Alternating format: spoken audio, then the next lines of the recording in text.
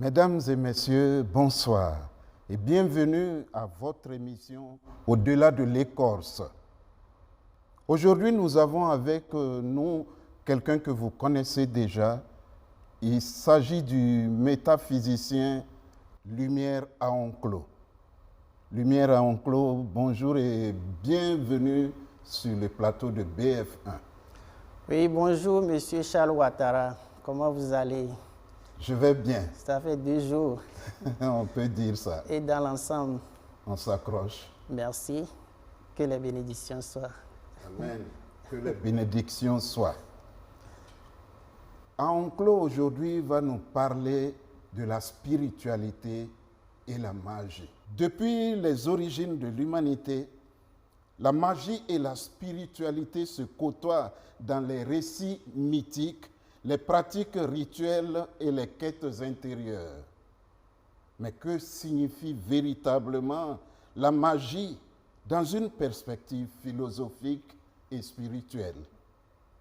Étymologiquement, le mot magie vient du grec magos, désignant un prêtre perse, un sage détenteur de savoir caché. À travers les siècles, la magie a été perçue tantôt comme manipulation de forces occultes, tantôt comme art sacré en lien avec les lois naturelles subtiles de l'univers. Philosophiquement, la magie peut être comprise comme une tentative d'harmonisation entre l'homme et les forces invisibles qui régissent la vie. Elle ne se réduit pas aux illusions ou aux pratiques ésotériques. Elle est aussi un langage symbolique, un art de transmutation intérieure. La magie spirituelle, loin de toute superstition, invite à une élévation de conscience, à une écoute du monde invisible, à une compréhension plus fine de la réalité vibratoire.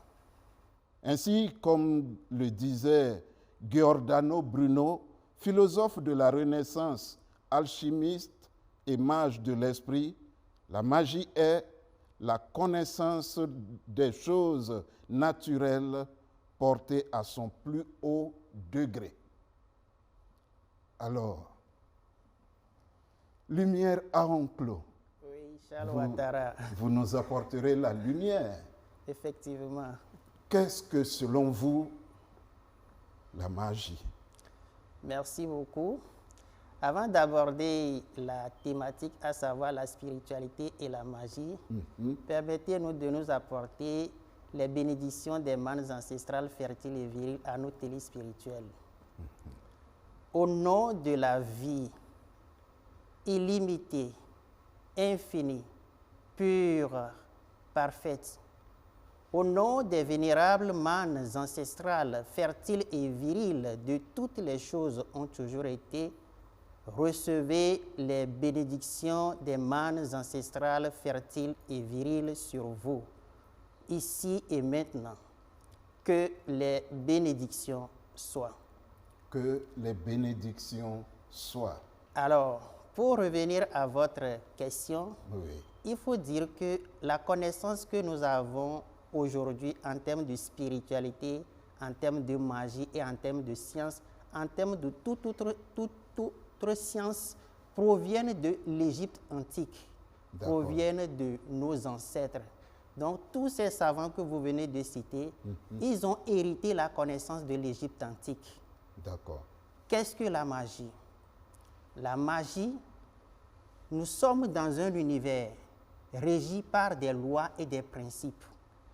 La connaissance de ces lois et ces principes et de les utiliser afin d'avoir un résultat pragmatique dans la matière constitue ce que nous appelons la magie.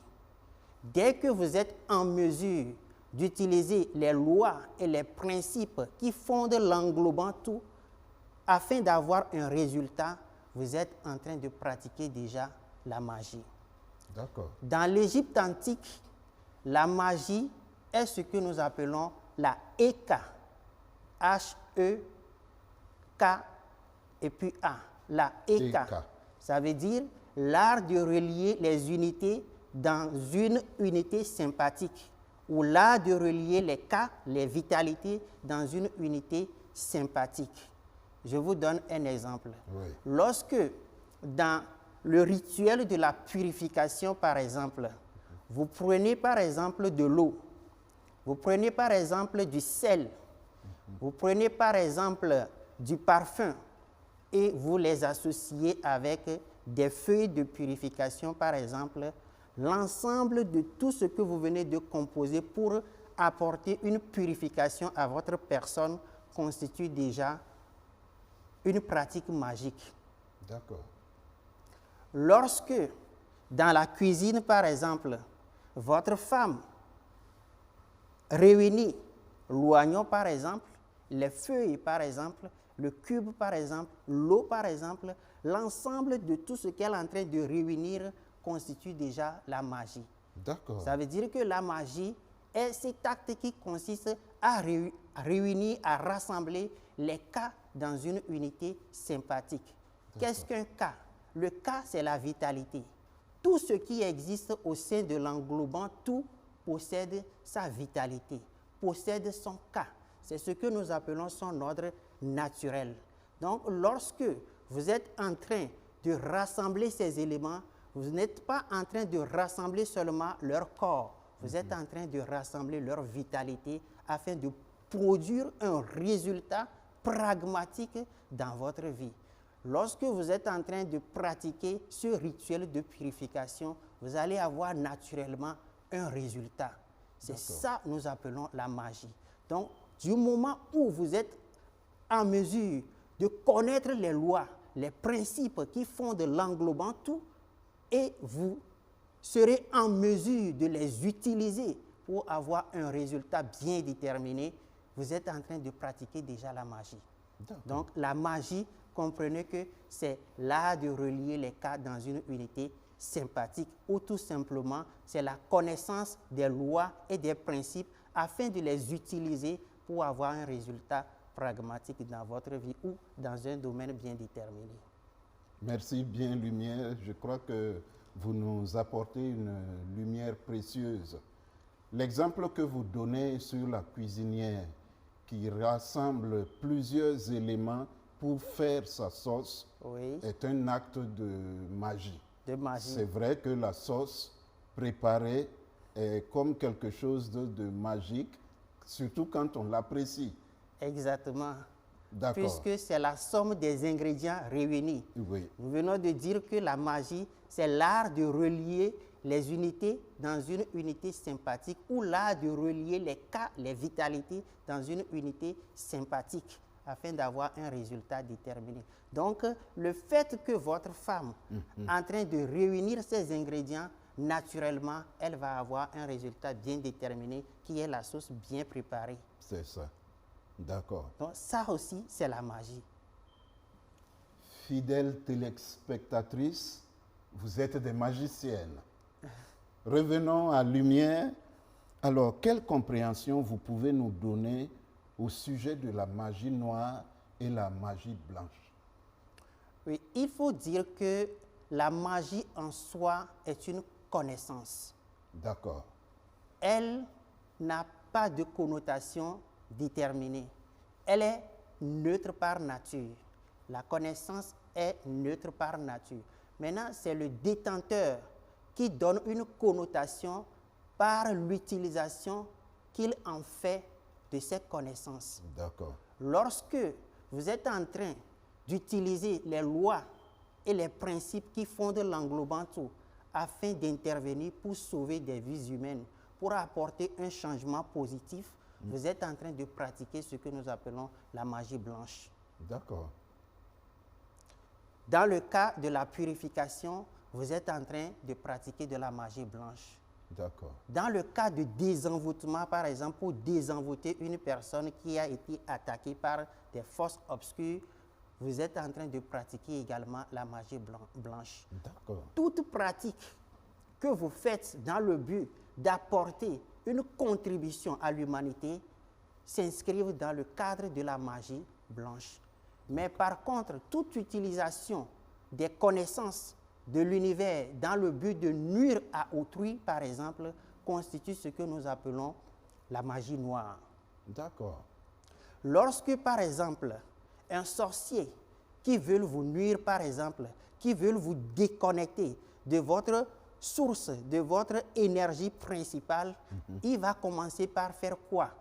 S'il veut utiliser une nourriture pour vous empoisonner, par exemple, il va réunir les ingrédients. Mais les ingrédients qu'il va réunir, ce ne sont pas des ingrédients dans leur véritable nature. Il va réunir des ingrédients négatifs, des choses pourries. Et il va édulcorer cela par la loi de la transformation. D'accord? La loi de la transformation et de la métamorphose. Il va métamorphoser ce qu'il a préparé et vous, il va vous appeler par des formules magiques. Et depuis votre sommeil, vous allez apparaître chez lui dans le monde astral. Et il va vous présenter, par exemple, ce qu'il a préparé. La chose peut paraître comme une nourriture que vous appréciez, mais ce n'est pas véritablement la nourriture que vous appréciez. Il a dû transformer la nature de la chose pour vous flouer la vision, par exemple. Il a dû transformer la nature de ce qu'il a préparé et il va vous pousser à consommer cela. Lorsque vous allez consommer cela à l'état de rêve, il est en train de faire quoi? Il est en train d'agir sur votre vitalité. Il va commencer par y avoir à l'intérieur de votre structure énergétique une circulation contraire de votre énergie. Or, l'être humain, tel que nous sommes connectés au noyau central de la Terre. Notre énergie est directement enracinée au noyau central de la Terre, ce qui nous permet de tourner en harmonie avec les forces telluriques pour pouvoir mériter notre place au sein de la société. Mais du moment où vous avez consommé cela, votre énergie ne va plus tourner en harmonie avec l'énergie tellurique de la Terre. Du coup, votre énergie va tourner dans le sens contraire, ce qui va créer un dysfonctionnement entre vous et le noyau central de la Terre. Du coup, vous serez déconnecté. Vous serez un peu comme quelqu'un qui vit, mais qui n'est pas équilibré, qui n'est pas enraciné avec l'énergie tellurique. Du coup, il vous a détruit complètement la vie. Vous allez commencer par avoir des difficultés, vous allez commencer par avoir des blocages, vous allez commencer par avoir des choses qui circulent à l'intérieur de vous parce que ce qu'il vous a fait consommer à l'état de rêve n'est pas quelque chose de bon. C'est des choses pourries dans l'intention de vous nuire. Cet acte déjà constitue ce que nous appelons des pratiques magiques noires. Nous les inscrivons dans les pratiques de la magie noire. D'accord. Mais dans ce que vous racontez, Lumière, c'est dire donc qu'un magicien noir peut empoisonner à à travers le rêve, la personne qu'il vise. Effectivement, là où nous sommes interconnectés. Il y a un lien de pure lumière qui connecte tout ce qui existe au sein de l'englobement tout. C'est ce qui nous permet d'être en communication avec tout ce qui existe. C'est ce qui permet également aux scientifiques d'avoir des appareils qui sont interconnectés pour pouvoir avoir, par exemple, des appels à distance, par exemple. C'est la même loi. Est-ce que vous voyez? Donc, nous sommes tous interconnectés. Et depuis chez vous à la maison, le sorcier peut interagir avec votre âme dans la dimension astrale pour pouvoir apporter un changement dans votre vie. C'est ce qui se passe généralement. Des personnes qui vivent sous le coup de ce que nous appelons les maris de nuit ou les femmes de nuit, généralement, ce ne sont pas des faits naturels. Il y a aussi des faits de pratiques magiques dedans. Il y a des sorciers négatifs qui possèdent de ces entités, qui disposent de ces entités à leur solde. Et du coup, s'ils décident de vous nuire, ils vont vous envoyer ces entités et ces entités vont apparaître dans votre monde spirituel comme des femmes ou comme des hommes pour faire l'amour avec vous dans l'intention d'introduire en vous un dysfonctionnement dans votre énergie. Dès qu'il va y avoir un dysfonctionnement dans votre énergie, vous êtes foutu. Les choses dans votre monde physique ici vont commencer par dégringoler parce qu'il y a un changement dans la structure vibratoire de votre intérieur. D'accord. Une question pour éclaircir un peu la compréhension. Alors, les entités, moi je les pensais supérieures aux magiciens, à l'homme de façon générale. Est-ce que c'est donc possible que des entités soient à la solde de magiciens, d'hommes spirituels, tout ça? Il faut dire que l'être humain est supérieur à ces entités. D'accord. Ces entités ne disposent que d'un seul corps. Or, nous disposons de 4 corps. En plus, l'éther qui constitue le 5e corps, par exemple. Ce qui fait que nous sommes maîtres de ces entités. Mais étant ignorants des pouvoirs qui fondent notre nature, nous prenons ces entités comme étant supérieures à nous et nos agissements envers ces entités démontrent une ignorance notoire envers ces entités et ces entités abusent de nous parce que nous sommes ignorants. Dès que vous n'avez pas la connaissance, vous êtes ignorant. Celui qui a la connaissance est votre autorité supérieure. Est-ce que vous voyez? Oui. Celui qui a la connaissance est votre autorité supérieure. Si vous n'avez pas la connaissance, vous ne pouvez rien faire. Celui qui possède la connaissance a le pouvoir sur vous. Or, ces entités savent qu'ils ne sont pas supérieurs, elles ne sont pas supérieures à vous. Mais notre agissement, notre action envers ces entités démontre que ce que nous-mêmes nous sommes, nous méconnaissons cela. Et du coup, ces entités passent par là notre ignorance et agissent sur nous et deviennent notre autorité supérieure. Alors que ce n'est pas le cas. C'est nous qui devons donner des ordres à ces entités. Ces entités doivent être normalement à notre service. Nous devons les utiliser pour avoir des résultats. Mais malheureusement, compte tenu de l'ignorance qui gangrène le monde d'aujourd'hui, nous sommes sous le coup de ces entités. Et ces entités nous malmènent de gauche à droite, de gauche à droite, de gauche à droite. C'est ce qui se passe aujourd'hui.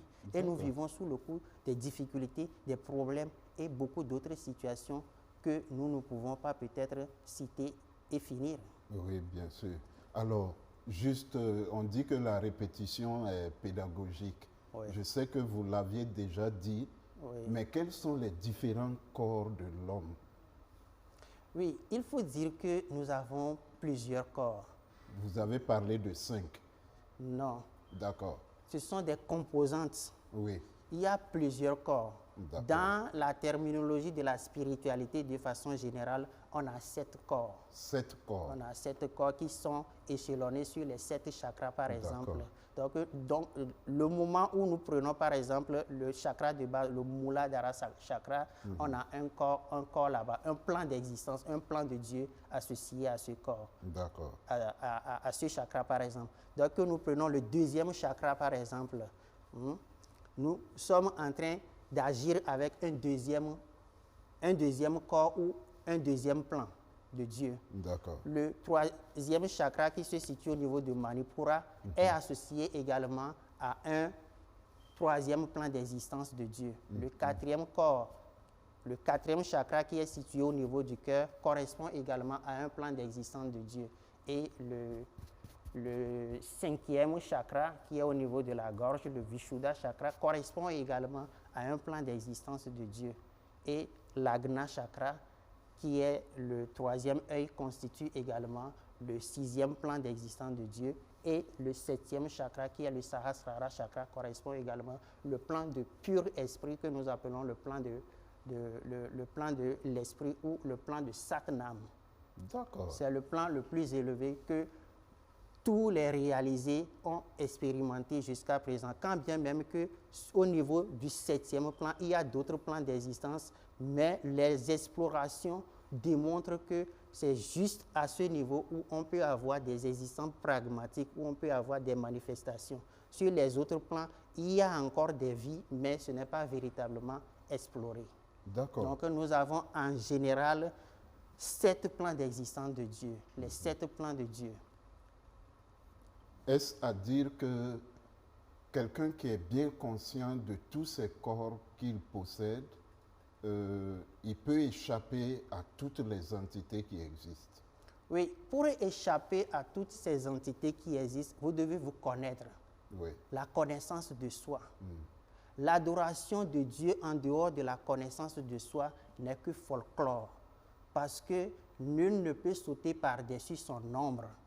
Est-ce que vous voyez? Pour connaître Dieu, nous devons nous connaître nous-mêmes. Parce que nous sommes le microcosme du grand macrocosme. Ces plans d'existence dont nous sommes en train de parler existent également à l'intérieur de nous. Donc, pour pouvoir connaître ces plans de façon générale, nous devons retourner au-dedans de nous et commencer par explorer ces plans depuis l'intérieur de nous. D'accord. Merci bien, Lumière. Je pense que nous avons encore été éclairés. Merci. Alors,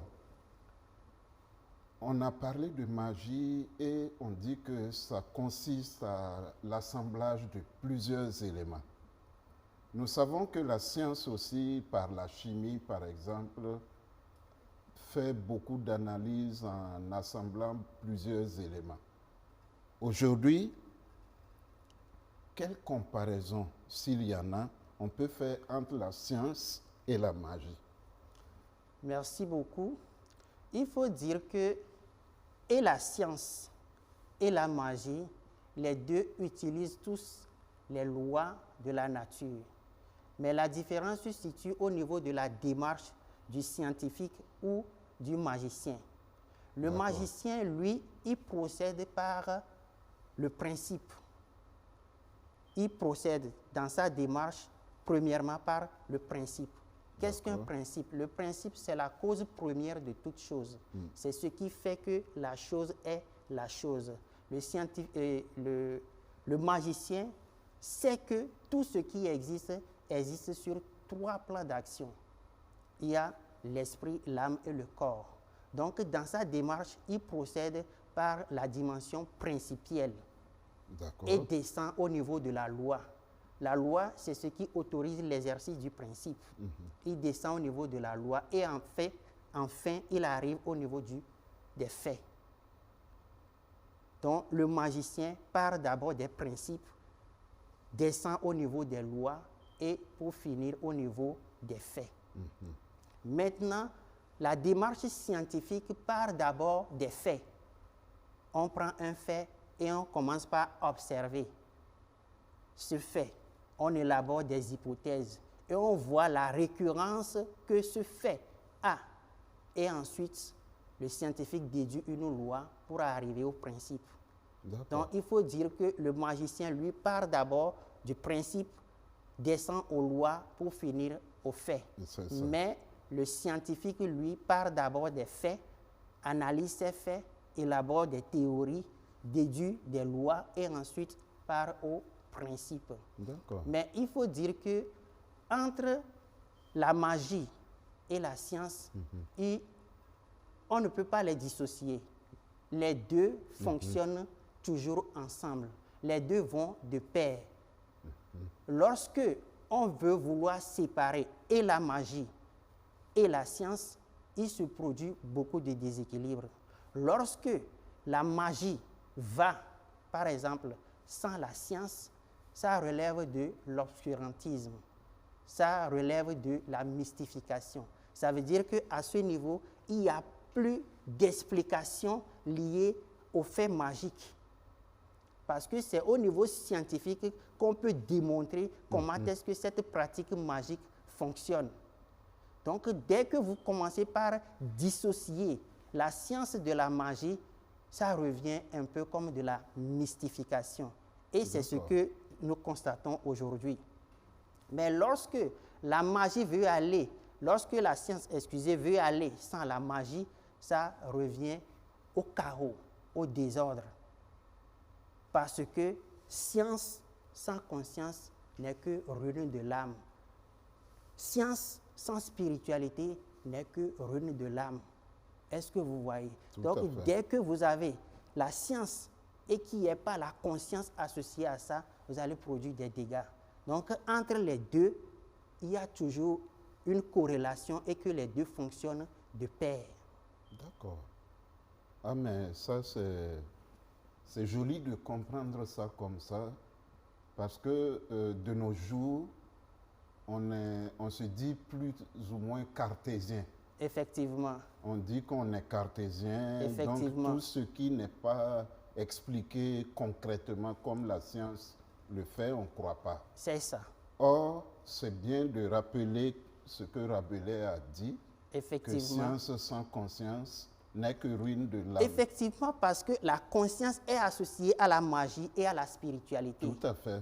Est-ce que vous voyez? Oui. Donc, dès que vous êtes dans le domaine scientifique et que vous voulez faire des expériences, par exemple, à travers ce que vous avez comme des produits devant vous, si vous n'avez pas la conscience, vous risquez de détruire la population. Vous risquez de produire des dégâts. Mais quand la conscience va intervenir, vous allez agir sagement. C'est vrai. Donc, on ne doit pas dissocier les deux sciences-là. Les deux sciences-là vont de pair. La magie ou la spiritualité, la science vont toujours de pair. D'accord. Est-ce qu'on pourrait déduire que la magie blanche est une forme de science? Oui, tout est science. Oui, mais dans les lois d'une science consciente, Oui, on peut dire que la magie blanche qui cherche à améliorer les choses, oui. c'est une science consciente. Oui, je vous comprends. Tout est science. Même celui qui produit, utilise les lois de la nature pour nuire, par exemple, il est conscient de ce qu'il fait. Oui, mais lui, en ce moment, il n'utilise pas suffisamment la conscience parce qu'il cherche à nuire. C'est-à-dire que la nuisance, quand même, n'est pas positive. Ça ne fait pas aller de l'avant. Ça empêche d'autres d'aller de l'avant aussi. C'est dans ce sens que je dis que, pour moi, c'est évident que la magie blanche est une science consciente et que la magie noire est une science inconsciente qui aboutit au chaos. Oui, je vous comprends. Mais il faut dire que en tout état de conscience, les deux sont vraiment conscients de ce qu'ils font. Mais comme l'autre est dans l'état de nuire, on peut peut-être dire qu'il n'est pas peut-être conscient. Parce que même Jésus a dit, Père, pardonne-leur parce qu'ils ne savent pas ce qu'ils font. Donc on peut supposer qu'il est dans une forme d'ignorance. Parce que nous sommes interconnectés. Un dégât, quelque part au sein de l'englobant tout, c'est sur nous-mêmes. Ce qui touche peut-être vous, me touche indirectement. Ce qui touche par exemple notre pays actuellement, touche également d'autres pays parce que nous sommes interconnectés. Si nous prenons par exemple l'englobant tout comme un corps humain, dès qu'il va y avoir une blessure au niveau des pieds, c'est tout le corps qui souffre. Donc dès qu'il va y avoir un dysfonctionnement au niveau d'un pays par exemple, c'est tout le système cosmique qui souffre. C'est ça. Est-ce que vous voyez? Ouais. Donc, celui qui est en train d'utiliser également les lois de la magie pour nuire est en train de se nuire lui-même, mais de façon inconsciente. Il ne sait pas. C'est pourquoi j'adhère à ce que vous dites qu'il est dans une forme d'inconscience, il est dans une forme d'ignorance, d'aveuglement spirituel. Il souffre de la myopie spirituelle. D'accord. Merci pour cette myopie spirituelle. Je pense que ça permet de mieux comprendre les choses. Alors, dans le même ordre d'idées, pourquoi les pratiques magiques de nos ancêtres sont la plupart du temps qualifiées de diaboliques, d'obscurantisme, tout ça? Merci beaucoup pour la question. Il faut dire qu'il fut un moment dans l'histoire où les statues de l'Égypte antique ont été détruits. Les statues? Les statues, le nez des statues de l'Égypte antique dans l'histoire, ces statues ont vu leur nez cassé. Qu'est-ce que cela veut dire? Oui. Le nez, dans la spiritualité de nos ancêtres, symbolise la connaissance. D'accord. Le nez, notre nez là, dans la spiritualité ancestrale, symbolise ce que nous appelons la connaissance. D'accord.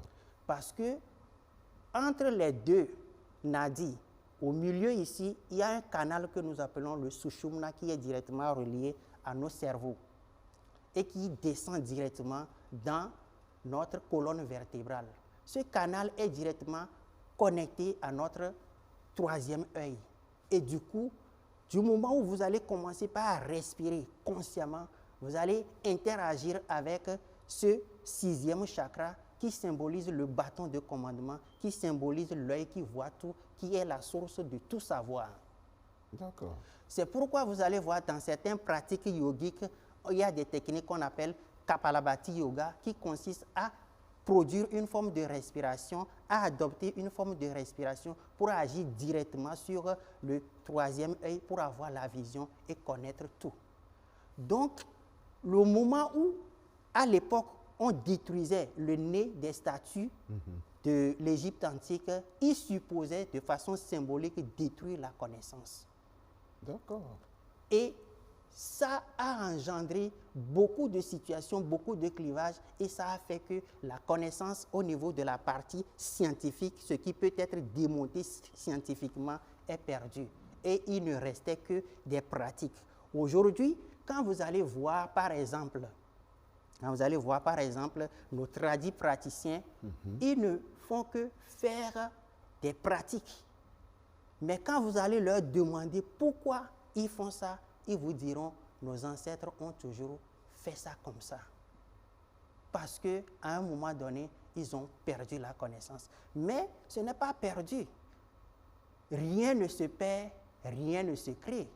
Tout se transforme. Donc la connaissance là demeure toujours à l'intérieur de l'englobant tout, demeure toujours à l'intérieur de chaque individu, demeure toujours dans notre sang. Donc tous ceux qui ont la connaissance aujourd'hui peuvent remonter à partir de leur sang jusqu'à leurs ancêtres, jusqu'au pharaon de l'Égypte antique pour avoir cette connaissance. Et c'est ça même qui a fait que dans nos sociétés aujourd'hui, on qualifie nos pratiques ancestraux ou bien les pratiques de nos ancêtres de diaboliques parce qu'il n'y a pas la connaissance. Mais il y a la connaissance. Je vais vous faire une démonstration pragmatique et scientifique et vous allez voir que nos pratiques-là sont d'ordre scientifique et qu'on peut les expliquer même à un enfant de 6 ans et il comprendrait. D'accord. La physique quantique dit qu'il ne peut pas y avoir un univers sans la conscience d'un observateur. Et que c'est la conscience de l'observateur qui fait qu'il y a l'univers. Que le champ unitaire, ce champ-là est statique. Mais c'est la conscience de l'observateur qui fait que le champ peut être dynamique, peut être dynamisé. Mais le champ à l'intérieur est dynamique. Mais de façon superficielle, on voit ce champ statique. Mais dès qu'il va y avoir la conscience d'un observateur, on verrait que le champ va commencer par bouger. D'accord. Est-ce que vous voyez? Ça veut dire que lorsque vous n'avez pas conscience de quelque chose, vous n'aurez pas la réalité de cette chose. C'est ce dont vous êtes conscient qui se manifeste naturellement dans votre vie.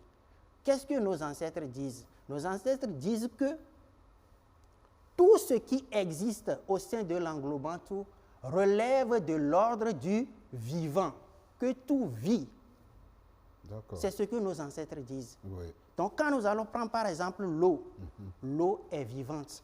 Quand nous allons prendre par exemple la caméra est vivante. Quand nous allons prendre par exemple la pierre est vivante. Quand nous allons prendre par exemple une plante, la plante est vivante. Et tout ce qui est vivant possède 3 dimensions. Il y a le corps, il y a l'âme et il y a le principe. Autrement, il y a la conscience, il y a l'intelligence, il y a le corps. Donc, quand nous prenons par exemple, la pierre a une conscience. La pierre a une intelligence et la pierre a naturellement un corps. Quand nous allons prendre un être humain comme nous, par exemple, nous avons naturellement quoi? Notre conscience. Nous avons notre intelligence à nous et nous avons notre corps également. Il en va de même pour tout ce qui existe au sein de l'englobant tout. Donc, de par la conscience à conscience, on peut interagir parce que les choses de même nature peuvent s'interagir. Donc, de par notre conscience, nous pouvons interagir avec la conscience d'une pierre, par exemple, la conscience d'un animal, par exemple, la conscience d'une plante, par exemple. Et que de par l'intelligence de la pierre, on va avoir un retour. Parce que c'est de par l'intelligence qu'on a un retour. C'est ça. Donc, la pierre va nous répondre. Quand nous allons prendre, par exemple, une bougie, la bougie, quand nous la voyons, elle est apparemment sans vie, mais elle est vivante. Nos ancêtres disent que tout ce qui existe relève de l'ordre du vivant et que la chose possède une vie en soi. Et naturellement, on ne peut pas y avoir un univers qui est vivant et on peut retrouver dans cet univers des choses qui ne sont pas vivantes. Donc, quand vous prenez par exemple la bougie et que vous interagissez avec votre conscience à la conscience de la bougie vous répond. C'est ce qui fait que quand vous allez faire une demande, une prière sur la bougie et allumer, la bougie va naturellement vous répondre. C'est de la même façon que quand vous allez prendre cette eau-là et vous allez incanter des choses là-dessus, l'eau va vous répondre et va étancher votre soif et va produire un résultat, par exemple. Lorsque vous allez, par exemple, au niveau de la pierre noire des musulmans, est-ce que la pierre, là, quand vous la voyez, elle est vivante? Non. Mais apparemment, on tourne autour de cette pierre. Pourquoi, par exemple? Parce qu'ils savent non seulement qu'ils diabolisent les pratiques de nos ancêtres, eux-mêmes, ils ont des statues chez eux. Même dans l'Église catholique, nous avons des statues des saints. Nous avons le Saint-Sacrement. Nous avons la tabernacle. Mais toutes ces choses-là, apparemment, sont inanimées. Mais pourquoi on peut aller devant ces statues et prier? C'est parce qu'on sait que ces choses possèdent une vie en soi. Et qu'on peut interagir à travers ces choses et avoir un résultat. C'est ce que font nos ancêtres. Mais pourquoi les diaboliser? C'est parce qu'à un moment donné, on a perdu la connaissance. C'est tout. Et c'est fait à dessein. Sinon, la spiritualité ancestrale est démontrable. Quand vous prenez par exemple des montres de pierre là et qu'on immole les choses dessus, il y a une conscience dedans. Et la chose répond. Est-ce que vous voyez? Donc nos pratiques, les pratiques de nos ancêtres relèvent de l'ordre du vivant et relèvent de la science. C'est démontrable, c'est pragmatique. Il en va de même le champ quantique. Nous venons de dire que le champ est statique, mais c'est la conscience de l'observateur qui fait que le champ bouge. Quand vous allez au niveau de la pierre, par exemple, la pierre est statique, mais c'est de par votre conscience que vous allez interagir avec la pierre et la pierre va vous répondre à travers son intelligence. C'est ça. Est-ce que vous voyez? Donc, nos pratiques, les pratiques de nos ancêtres relèvent d'ordre scientifique. C'est démontrable, c'est pragmatique. Quand vous allez prendre la bougie, quand M. X va prendre la bougie et faire ses prières sur ça, allumer, ça donnera les mêmes résultats compte tenu de la demande faite. Quand M. Y va prendre également la même bougie, ça donnera exactement le même résultat compte tenu de la demande faite. Quand l'autre monsieur également prendra la même bougie, fera également ses vœux sur ça et va allumer, il va obtenir toujours les mêmes résultats compte tenu de sa demande. C'est ce que dit la science. La récurrence dans les faits. Et on déduit une loi. D'accord. Ou bien? Oui, bien sûr.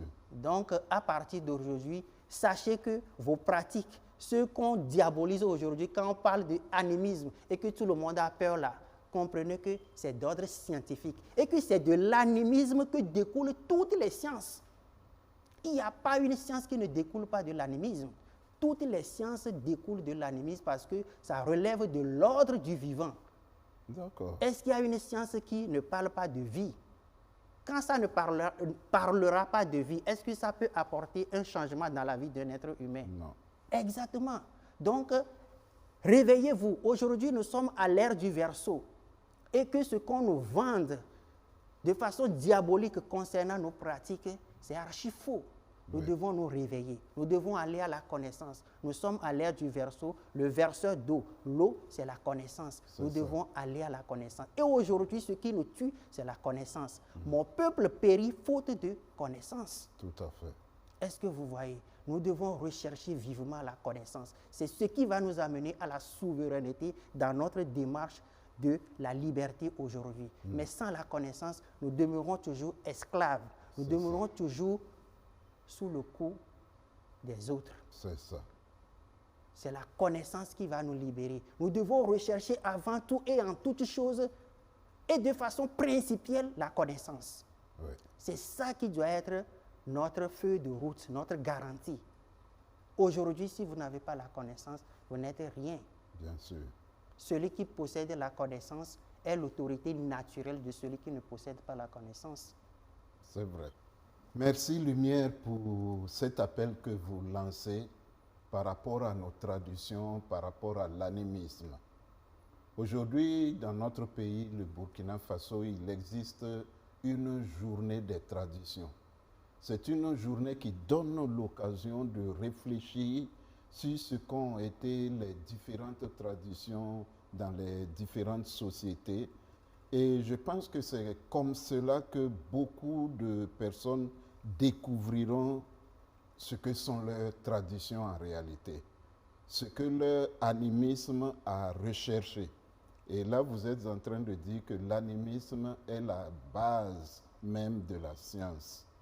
Amis téléspectateurs, peut-être que nous gagnerions à aller voir ce qu'étaient nos traditions, à aller comprendre ce qu'est l'animisme, et peut-être que après tout ça, nous tirerons les conclusions.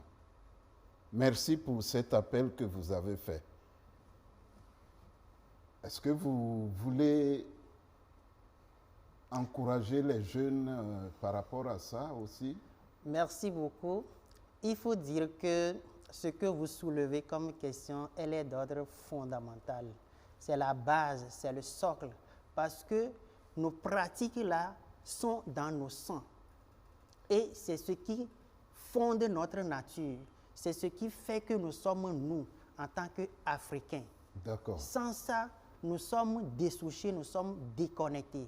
C'est pourquoi vous allez voir qu'aujourd'hui, lorsque nous sommes détournés de nos pratiques, on vit des blocages.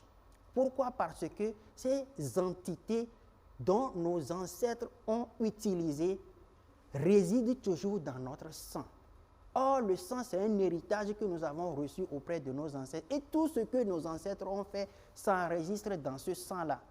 Est-ce que vous voyez? Donc, ce qui est en nous et que nous ne faisons plus utilisation ou usage de cela va devenir un peu comme un blocage, va constituer un blocage pour notre progression spirituelle. C'est un peu comme nous avons des forces à l'intérieur de nous. C'est un peu comme nous avons des pratiques à l'intérieur de nous. C'est un peu comme nous avons des entités, des esprits à l'intérieur de nous que nous n'en aurons plus. Aujourd'hui même, nos ancêtres, on les qualifie de diaboliques, que ce n'est pas normal de communiquer avec ses ancêtres. Donc aujourd'hui, si moi, mon papa, qui n'est plus, et que je veux parler à mon papa, on me dira que c'est diabolique. Oui, c'est ce qui a été dans l'histoire. Tout à fait. Et aujourd'hui, pour parler à nos ancêtres, on qualifie cela de diabolique. Et du coup, nos ancêtres sont déconnectés de nous. Ils sont là, ils veulent nous parler, ils veulent nous instruire, ils veulent nous guider, mais on ne prête pas oreille pour les écouter. Ce qui fait que nous sommes déconnectés. Nous sommes un peuple dessouché. Nous sommes un peuple déconnecté de ses racines. Nos ancêtres constituent nos racines. C'est eux qui fondent notre équilibre. C'est eux qui constituent notre équilibre identitaire. Donc, du moment où nous sommes déconnectés de ces pratiques, du moment où nous sommes déconnectés de ce qu'ils avaient utilisé, alors que ces choses sont à l'intérieur de nous, il va y avoir naturellement un blocage. Regardez tous les pays africains. C'est des blocages un peu partout. Et aujourd'hui, vous voyez une révolution. Vous pensez que c'est le fait d'un hasard? C'était l'envoyé des ancêtres. Il est le responsable envoyé des ancêtres. Et vous ne voyez pas combien de fois tout le monde entier le soutient? Oui. Vous n'imaginez pas combien de rituels qui se font à leur endroit. Donc aujourd'hui, il est très important, il est crucial que nous revenons à nos traditions. D'accord. Mais revenir sous une version améliorée, parce que les choses évoluent. C'est vrai. Dans le dynamisme des choses, tout change. Et que la seule chose qui ne change pas, c'est que naturellement, tout change. Et que nous devons aborder les choses selon une nouvelle version. D'accord. Nous devons aborder les choses dans leurs principes et non dans leur forme. Aujourd'hui, vous pouvez voir des personnes qui ont beaucoup de choses physiquement, mais au fin fond, il n'y a pas la puissance, il n'y a pas la force. Oui. Mais vous verrez quelqu'un sans rien, mais il est plus dangereux. Donc nous devons aborder maintenant les choses dans leurs principes. Nous devons faire les choses avec une nouvelle version, compte tenu de l'évolution de la société. Parce que tout change, tout bouge, et que nos tradis praticiens, ceux qui détiennent encore la connaissance, doivent rechercher encore l'évolution dans ce qu'ils sont en train de produire. Parce que au-dessus d'une loi existe une autre loi, encore une autre loi, et ceci indéfiniment. Il n'y a jamais de limite à ce que vous pouvez devenir. Il y a toujours un plus à rechercher. Donc, ne restons pas sur ce que nous connaissons déjà. Oui. Le fait de rester sur ce que nous connaissons déjà, c'est ça qui fait le recul. C'est vrai. Or, aujourd'hui, ceux qui se sont venus prendre la connaissance chez nous, ils sont encore dans la recherche. Ils viennent encore pour quêter sur ce que nous avons pour évoluer. Et c'est ça qu'ils utilisent dans leur version scientifique pour produire des faits. Mais aujourd'hui, nous ne sommes que toujours sur des pratiques et nous ne voulons même pas aller de l'avant. Nous ne voulons même pas remettre les choses en cause. Aujourd'hui, il est temps.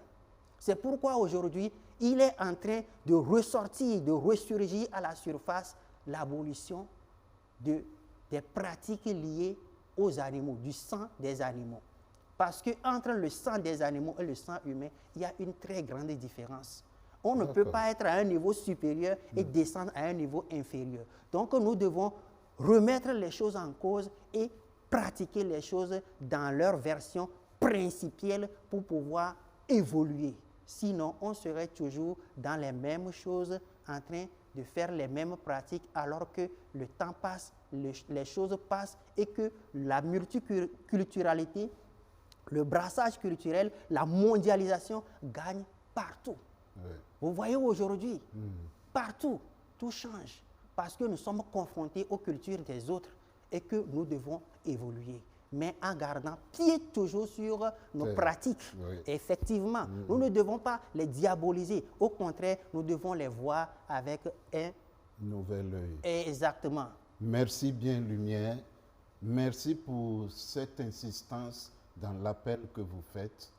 Fidèles téléspectateurs, ayons le courage de nous remettre en cause. Il y a certainement beaucoup de choses que nous ignorons, que nos traditions peuvent nous remontrer. Alors, évoluons. Quelles sont alors les différentes formes de magie qu'on peut avoir? Oui, nous avons plusieurs formes de magie. Oui. Nous avons la magie liée aux 4 éléments, par exemple. La magie liée à la terre. Oui. On peut pratiquer la magie avec l'élément terre. D'accord. On peut pratiquer également la magie avec l'eau. On peut pratiquer la magie avec l'élément air, par exemple. On peut pratiquer la magie avec l'élément feu. On peut également pratiquer la magie avec la lune, les étoiles, le soleil, les galaxies. Vous voyez? Donc, il y a plusieurs versions de magie compte tenu de ce que vous voulez faire, par exemple. Lorsque vous voulez faire briller votre étoile, par exemple, vous pouvez pratiquer la magie liée au soleil levant et au soleil du midi. Est-ce que vous voyez? Maintenant, lorsque vous voulez pratiquer des rituels liés à la destruction, à la purification, à éliminer des choses négatives dans la vie ou bien dans votre vie, vous pouvez pratiquer des rituels liés au soleil du coucher, par exemple. D'accord. Parce que lorsque le soleil se lève, le soleil se lève avec une vibration nouvelle. D'accord. Le soleil brille, il rayonne. Donc, connaissant les lois qui fondent l'englobant tout, vous pouvez interagir directement avec ce soleil qui se lève et que c'est un peu comme votre vie qui se lève, avec des incantations bien déterminées. Et lorsque le soleil est au zénith, est-ce que quelqu'un peut regarder le soleil au zénith avec ses yeux? ne serait-ce que 10 minutes. Jamais. Jamais. Donc vous pouvez pratiquer la magie liée au soleil et vous serez invincible. D'accord. Donc il y a plusieurs formes de magie liées à ça. On a des magies galactiques, on a des magies liées à tout.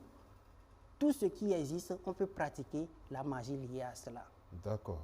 Et vous avez la possibilité de permettre à qui Il y a le voudra- quelque chose que j'ai oublié qui est très important. Oui. On peut pratiquer la magie liée à nos ancêtres aussi. Et c'est cette magie que nous devons pratiquer à l'ère du Verseau pour réveiller nos ancêtres. Parce que vous n'êtes pas sans savoir que quelqu'un qui décède aujourd'hui peut être emprisonné. Un mort qui est en train de mourir actuellement, il peut être récupéré et emprisonné. On peut toutefois la récupérer et le vendre, par exemple. On peut toutefois récupérer vos morts et les téléguider contre vous, afin que vos propres morts, vos propres parents puissent devenir des dangers pour vous. Est-ce que vous pouvez nous expliquer ça davantage? Oui, Parce oui, que, c'est ce dont je suis en train de parler. Oui. Parce que quand nos morts s'en vont dans la dimension astrale, ils quittent leur corps physique, ils n'ont pas la connaissance avérée pour faire le chemin.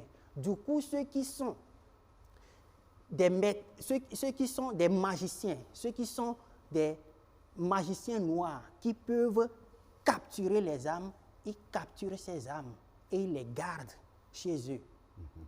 Et ces âmes meurent toujours en prison.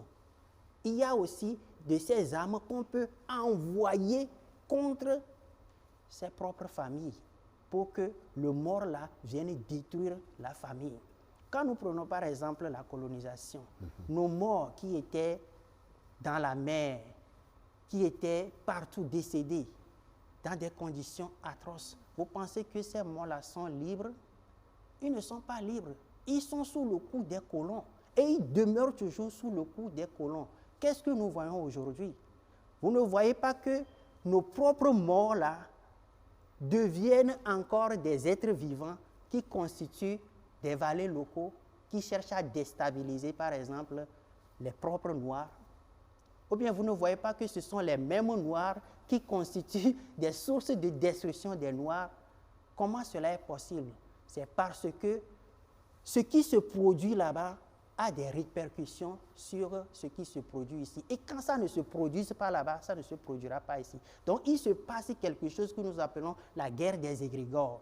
Donc nos morts là sont sous le coup des captivités. On les a captés, on les a emprisonnés. Nos morts ne sont pas libres. Ils sont encore sous les ordres du colon. On les téléguide depuis la dimension astrale.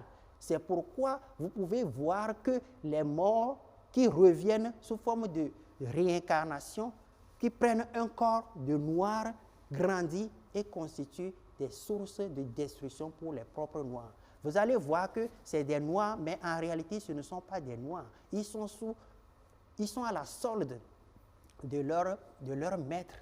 Et qu'est-ce qu'il faut faire? Il faut aller libérer ces morts de leurs mains, afin que des réincarnations qui vont se produire pour que ces personnes reviennent dignes comme des dignes fils de Kama, dignes fils de l'Afrique. Mais tant que nos morts vont demeurer sous leur ordre, ils reviendront toujours sous forme des noirs pour manipuler les autres noirs. Ils deviendront toujours des freins pour les autres noirs. Ils constitueront toujours des freins pour les autres noirs. Mais du moment où nous allons les libérer de leurs conditions et leur donner maintenant une mission, à savoir que voilà votre mission. Vous êtes maintenant libres et faire l'éducation du mort, leur enseigner maintenant. Parce que ce que vous ne savez pas avant de mourir, de l'autre côté, vous n'allez pas aussi connaître ça. Ce que vous connaissez ici avant de mourir, c'est ça qui vous accompagne. De l'autre, oui, c'est ça qui vous accompagne. Est-ce que vous voyez? Donc, nous devons les libérer et leur confier une nouvelle mission. Et cette mission, c'est de revenir en tant que des forces, en tant que des puissances pour contribuer à ce que nous sommes en train de faire, à savoir la libération. Donc, quand on meurt ignorant, Vous on demeurez arrive là-bas toujours, vous ignorant. demeurez toujours ignorant. Mais si vous avez eu la chance Oui. de rencontrer un illuminé qui connaît le chemin, il peut toutefois vous amener dans le champ Ialou. Et là, on vous montrera tout ce que vous avez fait sur la terre et les choses que vous n'avez pas bien fait. On vous le montrera. Et c'est là-bas que vous prendrez une nouvelle décision pour revenir et mieux faire correctement les choses. Mais tant que vous n'avez pas eu la chance de rencontrer, par exemple, un illuminé, quelqu'un qui connaît le chemin, vous allez toujours errer et vous pouvez être capté et vendu. On peut vendre les âmes. Et le commerce le plus juteux aujourd'hui, c'est la vente des âmes. Vous allez voir que les gens sont vivants comme ça, mais on les a déjà vendus. Ils sont là, ils grossissent seulement, ils ne produisent rien, mais leur énergie serve de carburant à quelqu'un qui prospère.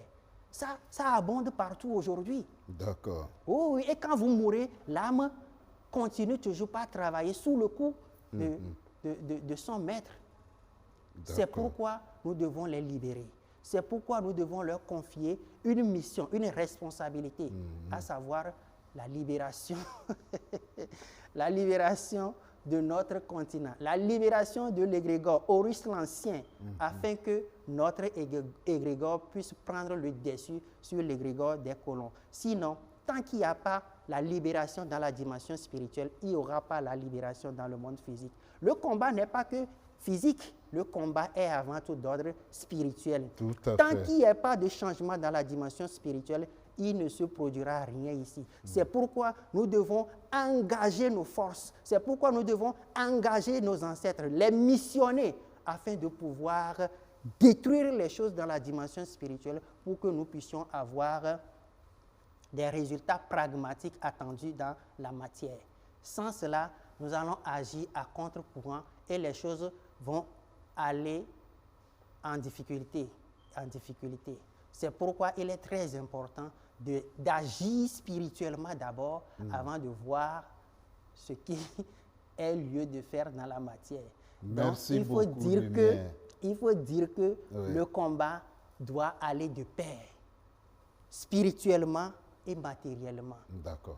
Agir matériellement en oubliant le côté spirituel, c'est agir comme on est aveugle, c'est agir comme on est ignorant du mécanisme, du fonctionnement global de l'univers. Parce que rien ne peut se produire dans notre monde physique tant que la chose n'a pas eu lieu dans la dimension spirituelle ou astrale. Merci bien, Lumière. Nous sommes malheureusement à la fin de notre émission. Nous vous remercions pour la lumière, la grande clarté que vous nous avez apportée à travers tous ces mots que vous avez prononcés, à travers toutes ces explications que vous nous avez données. Alors je crois que plus que jamais, nous avons besoin de retourner voir où en étaient nos ancêtres et de construire un monde meilleur à partir de ça. La magie, loin des stéréotypes de l'ombre, retrouve aujourd'hui une place dans le cœur de celles et ceux en quête d'un lien profond avec l'univers, la nature et leur propre être intérieur. Elle devient une voie de connaissance, d'harmonie et de transformation. La spiritualité et la magie ne sont pas des mondes opposés, mais deux langages d'une même réalité subtile, celui de l'âme qui dialogue avec l'invisible. Et pour conclure avec les mots de Plotin, philosophe néoplaticien, le monde est plein de signes, mais il faut des yeux pour les voir et une âme pour les comprendre. Merci Lumière et à très vite pour d'autres émissions. Merci, que les bénédictions soient. Que les bénédictions soient.